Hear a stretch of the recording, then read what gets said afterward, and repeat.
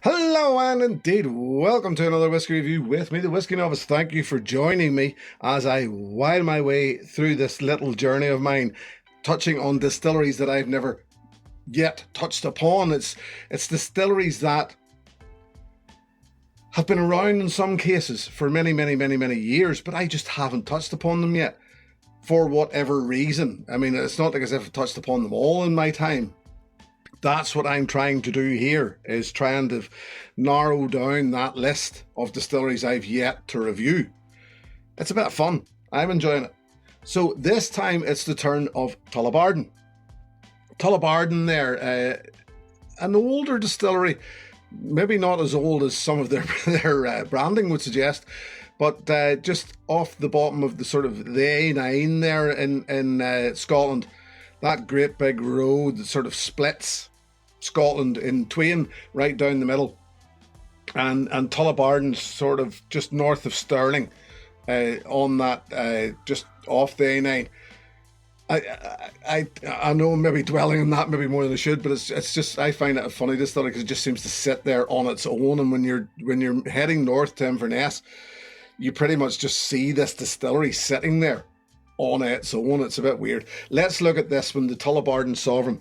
So Tullibardine itself owned by Terroir distillers, not too many. They don't own too many whiskies at the minute. As this review goes, I think Tullibardine are the only whiskey distillery that they have, certainly the only Scotch whiskey distillery that they have in their portfolio. This version of Tullibardine distillery established 1949, but they've changed hands quite a few times in that time. A Highland distillery with a capacity of 3 million litres per year. So they're a strange one. This one, the Sovereign, is one of those, I'm going to suggest, supermarket almost whiskies. You can see by this one, this is pretty much, anybody who watches Roy Aquavitae Duff videos will know about the recycled reviews, where he usually, he'll finish a bottle before he reviews it. This ain't long for this earth, so this is going to go soon. 43%, bottled at 43%. I'm going to suggest it's natural coloured, even though it doesn't say anywhere. It's probably chill filtered, I would imagine, but it just, if it's not natural coloured, it's very, there's very little colour added to it. This is all ex-bourbon. I've had this one, and this is one of those whiskies that every now and again you go, well, look, that's hung around in my cabinet for too long. And I was surprised. I had never reviewed Tullibardine. This version, this sort of the Sovereign and all, it came around, I think it was quite late. It was around like 2016. I think they introduced this core, like sort of like a new core range, and the Sovereign was one of them. And as I say, it's sort of like a supermarket. I would suggest a supermarket whiskey, and you'll usually find it around the 35 to 40 pounds a bottle mark. So it's not expensive. Given how long this had sat in my cabinet, I was actually slightly concerned. I was a wee bit dubious. I was a bit standoffish with it about reviewing it now, because I didn't think it fair on it. We are literally talking a couple of years, and I know we talk about, I've said it in the past, that I don't think whiskies actually go off. I'm not convinced about that. I do think that they can change, and change to the point of, there's no return, they faded away to the point of no return. So it's not fair on the whiskey to review it at that point. But I was surprised at this. I was surprised at how much life there was in it. And it's all in the nose. It's all fresh. It's all citrus. It's all bright notes. So to suggest that this is dead, this has went off or died in the shelf just with the oxidation and just sitting there, no, not at all, I would suggest. Because this is very, very bright. Not an awful lot of vanillas or caramels going on. It's all about bright citrus notes. Orange, lemon, lime, the sort of what I would consider, if there's a main group of citrus notes, those would be the three that I'd be thinking of. Even hints of tropical fruit, kiwi, possibly even pineapple. It is slightly oaky, but it's so bright green. Once again, if we're thinking in colour, there are green notes about it.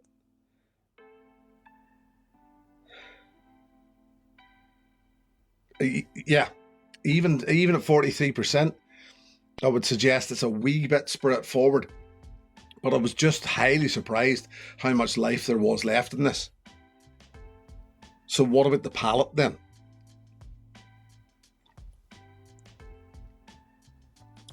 Sharp. Sweet and sour arrival. This instantly starts to fall apart a bit on the palate, and this ain't based on it sitting oxidating.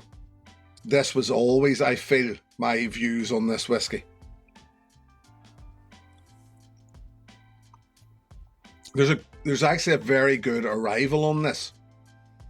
Sharp, sweet and sour, as I said. The citrus still holds together. Orange, lemon and lime. Now it's slightly oaky. Now there's some of that vanilla and caramel. But as you get into the development, it just falls apart. There's not enough going on. There's not an awful lot of anything going on further back in the palate to write home about.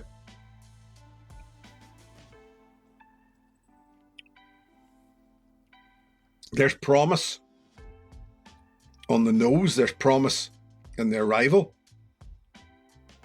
And it just falls apart. It doesn't follow through on that promise. It is all just sweet, sour, perhaps even just a slight saltiness, slight salinity, and not an awful lot of flavour going on. It's all, this would be a, I would consider if you had a cold, if you had some sort of, and I discussed this in a live stream recently about your senses. I'll throw a link up here, why not?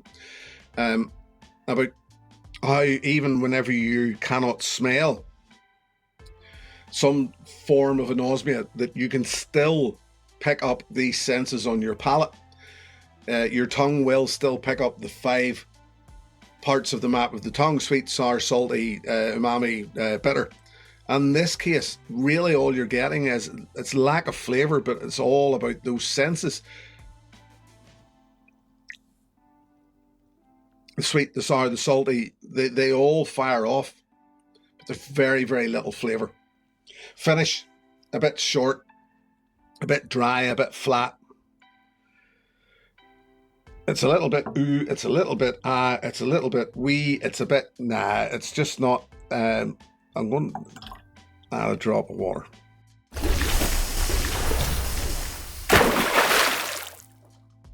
I jumped ahead of myself there. I had the water in the glass, and then I forgot, oh yes, there's a transition, isn't there? So let's, there's a drop of water in here now. It's had a bit of time. Let's see what has happened. The woodiness comes out. The oakiness comes out in the nose. The vanilla, the caramel. This, as I said earlier on, is all ex-bourbon. It's definitely rounder. It's definitely less sharp, less citrusy, and more about those vanillas and caramels. However, it's also lacking a bit of verve that was nice about that sharpness.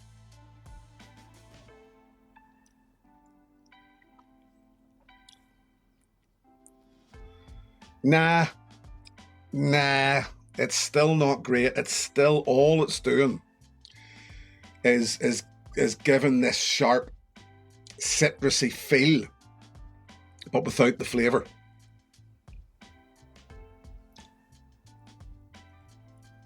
It's hugely lacking in something. And the finish remains sort of short and dry. I'm reluctant to sort of go to town on this, for the simple fact that it's a single malt, non-age stated, yes, 43%, around the 35 to 40 pounds mark. For somebody early in their journey, it would probably be quite surprising. It would probably be surprisingly decent. So, as I said, I would be reluctant to be negative about it, but at the same time, would I replace it? Absolutely not. No, even at that price, I wouldn't replace it. There's not enough going on in it to warrant replacing it. But hey, it's a box ticked off. Tullibardine. It wouldn't put me off trying more from Tullibardine by any means. I will in future, I would think, try others, but it certainly wouldn't be this again.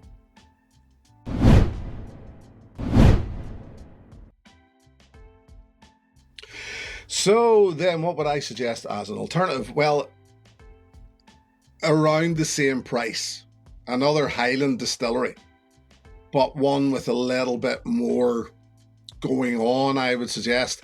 I'm going to suggest the Loch Lomond Original.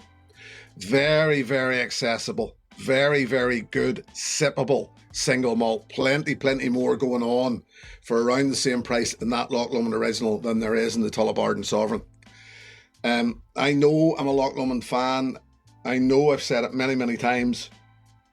It's, to a certain extent then, it's just easy to fire out Loch Lomond. Well, no, it's not. I don't, you know me. I don't use Loch Lomond that often as an alternative. In this case, easy. The Loch Lomond, I remember picking up in Scotland, being in Scotland and picking up the Loch Lomond Original off a supermarket shelf many moons ago. And it was a sipping whiskey for my stay there. And it's just so easy going and such a nice sipping whiskey. There's quality there. So rather than buying this, I would suggest, this is one of those that I would suggest bypass the Tullibardine Sovereign, maybe step up through the Tullibardines, or look out toward Loch Lomond and Loch Lomond Original. There's even the Loch Lomond 12 is probably around the same price mark as this Tullibardine Sovereign in some cases, which is a far superior whiskey. So yeah, not the Tullibardine Sovereign. No, I will definitely not be replacing that. And well, there it's done. Tullibardine's done. Probably be a while before I visit them again. Anyway, thank you for joining me. Always a pleasure. Thank you very much to my patrons. Should anybody wish to join that group and show the channel a little more support, the details are in the video description below. It is always a pleasure to have you here. Thank you very much for your time. Thank you for joining me. Until the next time, when I see you all there, look after yourselves. Here's to your good health. Cheers. Hey, thanks for watching my video. Please click and subscribe to be notified of further content.